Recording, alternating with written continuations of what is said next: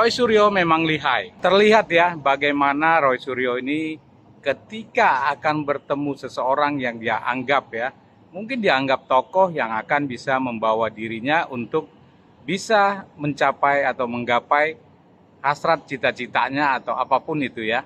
Terlihat ketika bertemu dengan Mas Gibran Rakabuming Raka ya dalam sebuah acara.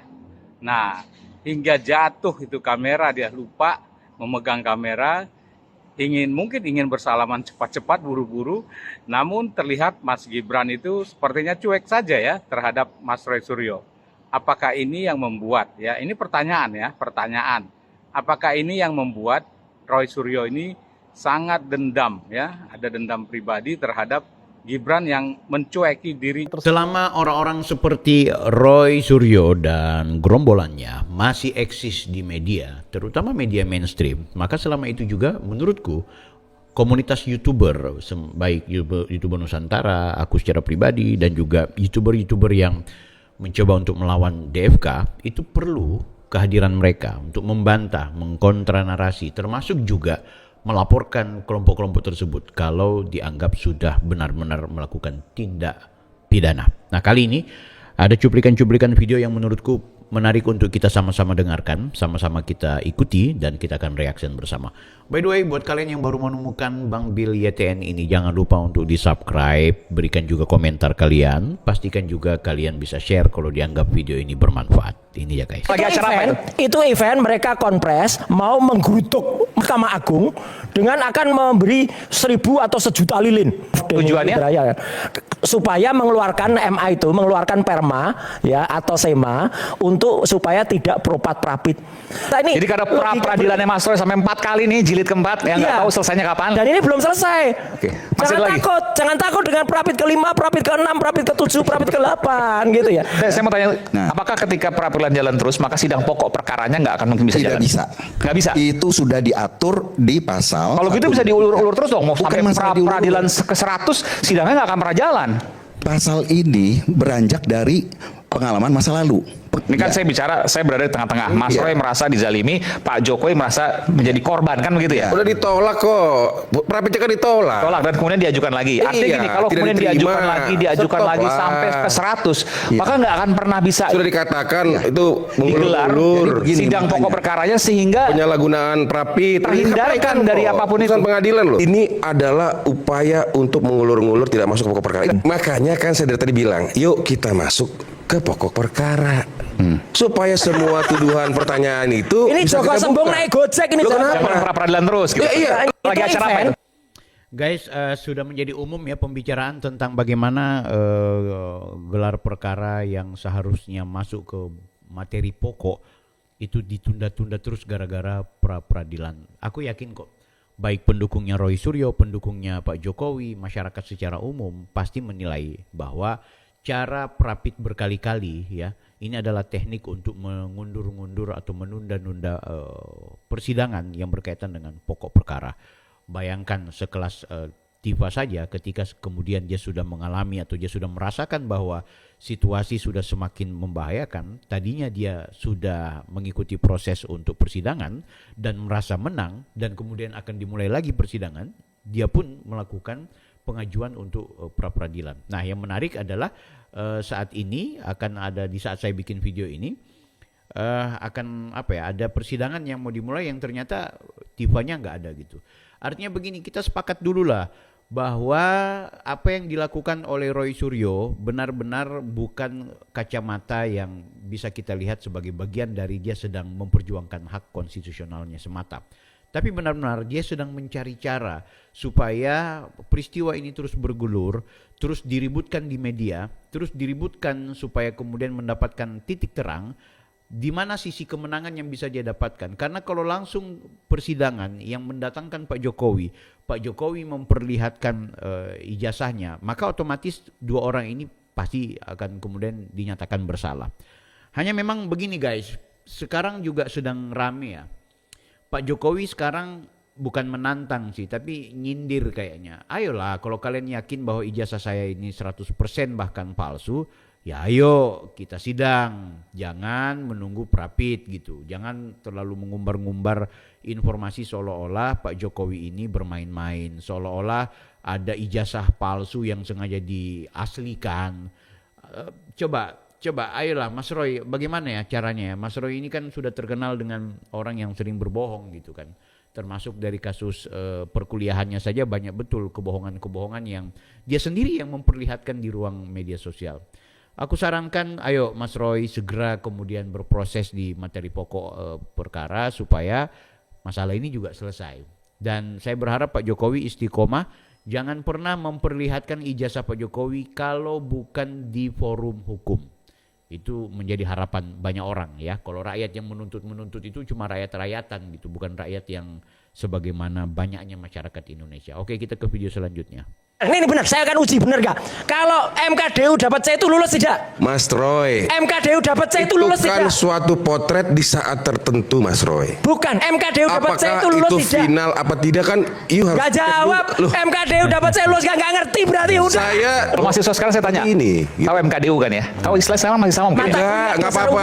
MKDUC nggak apa-apa. MKDUC Waduh, lulus Nggak atau nggak? masalah. Tapi yang saya mau sampaikan ini ijazah atau dokumen. Lulus nggak? Lulus Mas Roy? Lulus kok. Katanya Ini lulus tuh. dokumen. Kamu kampus mana coba?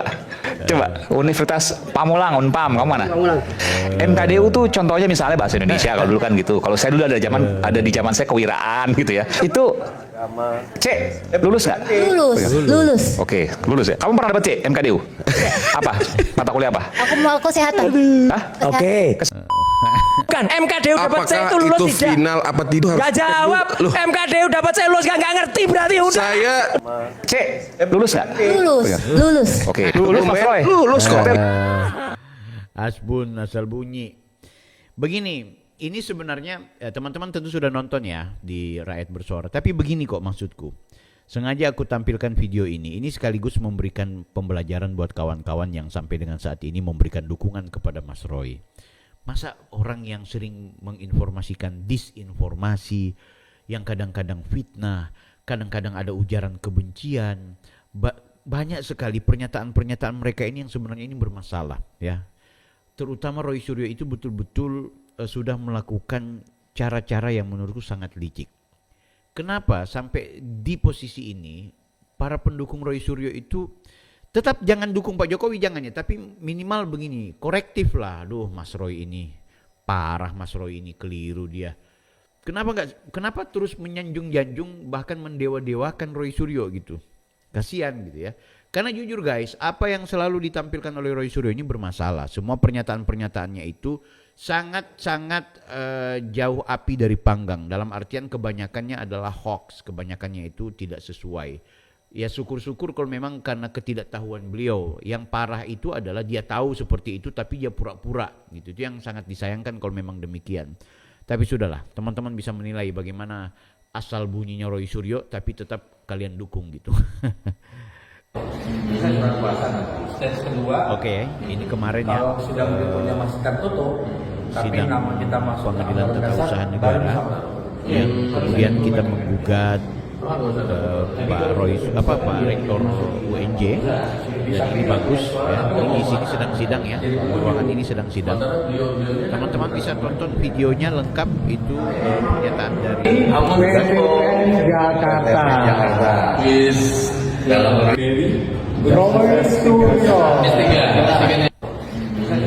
perkumpulan apa ini? Perkumpulan atau perhimpunan korban mafia hukum dan keadilan, itu Perkomhan. Teman-teman bisa telusuri ya, komunitas ini juga didirikan oleh Pak Prianto, sarjana hukum. Beliau advokat senior ya, dan beliau terpanggil ketika melihat bahwa ternyata terlihat sekali Pak Roy Suryo ini seharusnya DO gitu. Itu kita ada diskusi. Kalau kalian mau bilang dia termul sih tunggu dulu, karena begini guys. Beliau ini advokat yang aku tahu juga ikut menggugat yang namanya Anwar Usman, menggugat Rocky Gerung. Jadi dia tidak mau terjebak di isu-isu politik. Walaupun dia bilang ya diakui bahwa Pak Jokowi adalah presiden yang termasuk keren lah. Tapi ketika kami diskusi sama beliau memang ya makanya beliau bilang ini kalau orang bilang-bilang saya termul wah salah salah alamat gitu. Tapi nggak apa-apa bagi dia.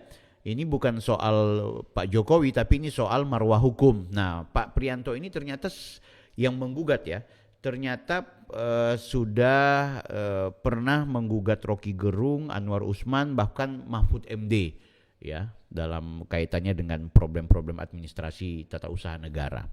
Jadi bagaimana kelanjutannya terkait gugatan rektor? Ya tentu yang menarik adalah di persidangan itu pihak UNJ lewat kuasa hukum itu ya tidak dalam konteks perdebatan, nggak kayak mereka keluar dari forum, tadi saksinya ini begini, tadi Polda itu begitu, kan biasa konferensi persnya begitu. Nah kemarin Pak Priyanto mengatakan bagus, diskusi kita bagus, dengan pihak UNJ juga bagus, karena UNJ tidak perlu repot-repot untuk mencari pembenaran, kan gitu. Karena UNJ hanya memastikan saja bahwa proses perjalanan ini sesuai prosedur, ada legal standing, ada sesuatu yang memenuhi unsur, ya. Tapi kalau soal pelanggarannya Roy Suryo dan kegagalan dan kesalahan rektor yang membuat ijazah karena seharusnya di DO, itu tidak bisa dibantah oleh UNJ. UNJ pasti akan tenang, UNJ akan menghormati itu, tapi UNJ harus memastikan bahwa siapa yang menggugat, di mana otoritasnya, di mana legal standingnya, apakah kemudian ini sesuai prosedur dalam gugatan. Nah itu asik ya. Jadi tidak berkelahi antara lawyernya UNJ dan juga penggugat ya. Tidak kayak mereka tuh berkelahi dengan para penggugat, para tergugat atau yang menggugat. Itu lucu-lucu. Ini keren ya. Aku salut sama UNJ. Mudah-mudahan UNJ kalau kemudian hakim akhirnya memutuskan bahwa rektor harus mencabut, ya artinya UNJ punya kekuatan hukum untuk semakin mempertegas bagaimana caranya mencabut ya ijazah dari Roy Suryo yang notabene-nya itu bermasalah gitu. Tapi sekali lagi semua harus berdasarkan mekanisme hukum. Kita tunggu guys. Ctrl S untuk simpan.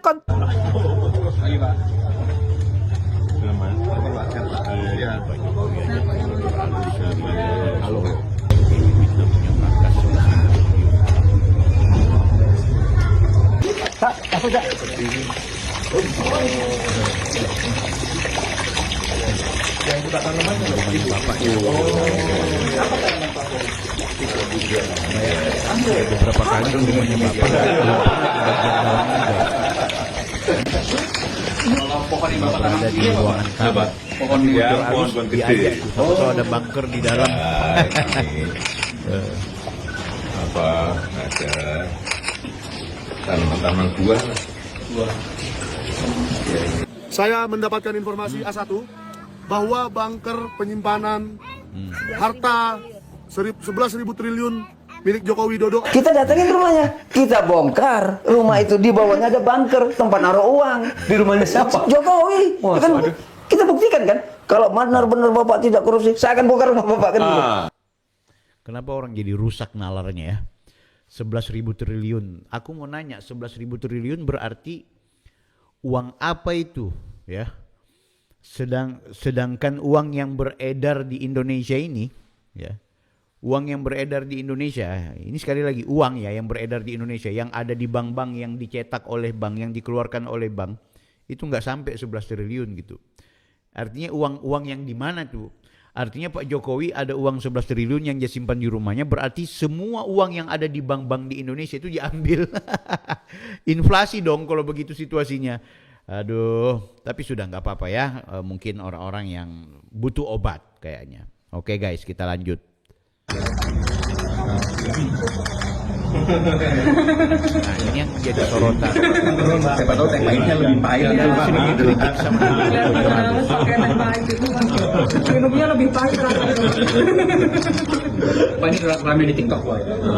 Fitnah-fitnah saya dia, dijelek-jelekan saya dia. Tapi saya sampaikan akan saya lawan siapa Pak? Lawan bocor halus. Ini ngeri loh, langsung kena nih sindirannya Bapak. Difitnah-fitnah saya diam, dihina-hina saya diam, tapi kali ini akan saya lawan. Ditanya sama mereka, yang dilawan siapa Pak? Ya yang dilawan bocor halus. Artinya Bapak mau bilang ini bocor halus, Tempo kebanyakan dulu itu sering memfitnah dan menghina-hina Bapak. Tapi apa coba ya, gayanya Bapak melayani bocor halus ya dengan rendah hati, bercanda, humor dan lain-lain sebagainya. Aku pikir ini adalah potret dari seorang presiden yang menurutku juga berhasil membuat masyarakat Republik Indonesia itu mendapatkan atau menikmati hasil-hasil kerja beliau. Walaupun sampai dengan saat ini Pak Jokowi senantiasa mendapat hinaan, mendapat fitnah, mendapat cacian, banyak hal yang kemudian dialamatkan kepada Pak Jokowi oleh pihak-pihak mereka ini, guys. Terakhir, aku tidak mau panjang lebar untuk video-video yang kemudian kita diskusikan tadi, tapi aku ingin mengingatkan kepada kawan-kawan, saya mengajak kepada kalian semua, ayo mari kita mencoba untuk kembali memposisikan kita begitu tegas. Kita harus berada di pihak mana? Pihak yang tentu berkaitan dengan kebenaran, pihak yang tentu berkaitan dengan hal yang rasional. Kalaupun soal benar itu masih urusan Tuhan, tapi coba kita berusaha untuk berada pada posisi yang jauh lebih rasional, ya kan? Kalian rasionalisasi sajalah, misalnya dalam konteks isu ijazahnya Pak Jokowi.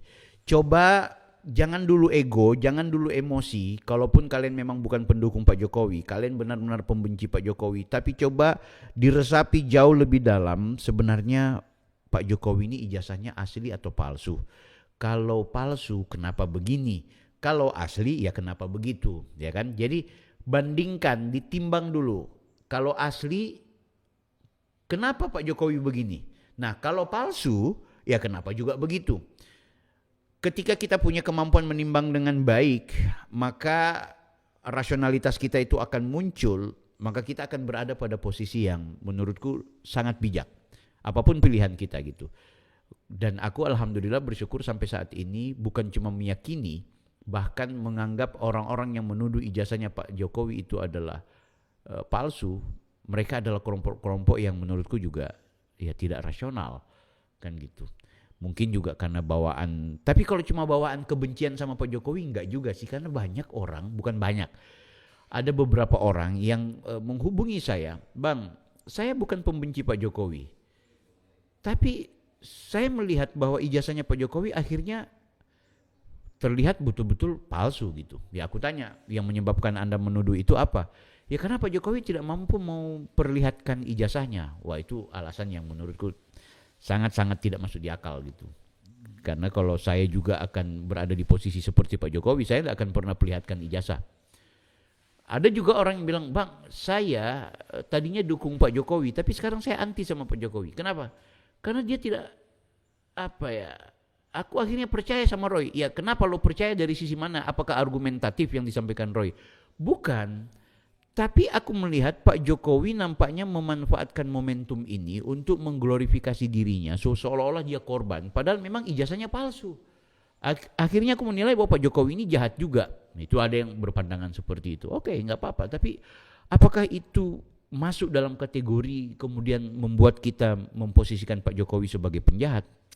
Terlalu naif sih kalau alasan-alasan seperti itu. Ada juga orang yang sebenarnya dia benci sama Pak Jokowi, tapi ketika dia melihat Roy Suryo dan kawan-kawan ini punya irasionalitas yang terlalu berlebihan, dan mereka juga melihat betapa Pak Jokowi punya kemampuan menghadapi serangan-serangan tersebut, orang-orang justru mendapatkan rasa simpati kepada Pak Jokowi dan menilai bahwa Pak Jokowi adalah orang baik dan juga orang benar. Sehingga itu tadinya mereka anti sama Pak Jokowi, belakangan mereka kemudian justru menjadi bagian dari orang yang memberikan dukungan kepada Pak Jokowi. Bang Bil, lo tahu dari mana? Guys, banyak yang bergabung sama aku di komunitas Gibranisti dan banyak juga subscriberku di YouTuber Nusantara yang akhirnya kemudian menegaskan bahwa mereka angkat topi dan memberikan penghormatan setinggi-tingginya untuk Pak Jokowi dalam kekisruhan yang selama ini dialamatkan kepada beliau sebagai pemilik ijazah palsu. Kalau kalian bagaimana? Tulis di